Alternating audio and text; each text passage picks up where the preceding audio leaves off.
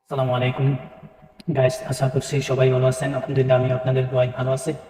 তো আজকে একটা মোস্ট ইম্পর্টেন্ট টপিক নিয়ে আলোচনা করতে যাচ্ছি, যেটা হচ্ছে যে আমরা যখন নতুন সেট নিই তখন আমাদের জিমেল অ্যাকাউন্ট ক্রিয়েট করতে হয়।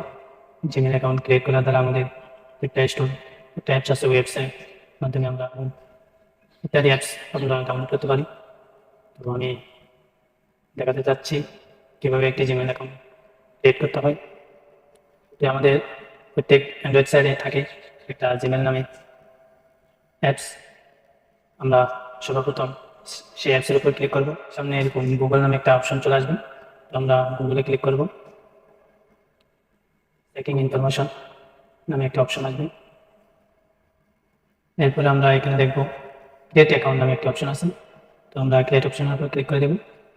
ক্লিক করার পর তো এখানে লেখা আছে প্রথমে ফর মাই পার্সোনাল ইউজ, তো আমরা এটার উপর ক্লিক করব।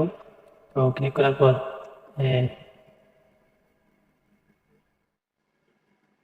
তো আমি আমার একটি নাম দিয়ে দিলাম। এরপরে নেক্সটে ক্লিক করব। ক্লিক করার পর এখানে ডেট অফ বার্থ এর অপশন আছে, তো আপনারা আপনাদের ডেট অফ বার্থটা দিয়ে দেবেন। আমি আমার ডেট অফ বার্থটা দিয়ে দিচ্ছি।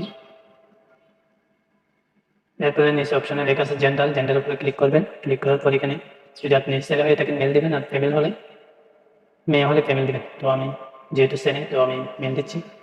এর পরবর্তীতে নেক্সটে ক্লিক করব। নেক্সটে ক্লিক করার পর এখানে একটা এমন ইউজার নেম দিতে হবে যেটা অ্যাভেলেবল, তো আমি একটা ইউজার নেম দিয়ে দিচ্ছি। আপনাদের মতো যতক্ষণ মিলবে না ততক্ষণ আপনারা একটা ইউজার নেম দিতে থাকবেন। তো আমার একটা ইউজার নেম আমি মিলাই নিচ্ছি। এর পরবর্তী আমি নেক্সটে ক্লিক করব। নেক্সটে ক্লিক করার পর পাসওয়ার্ডের অপশন আসবে।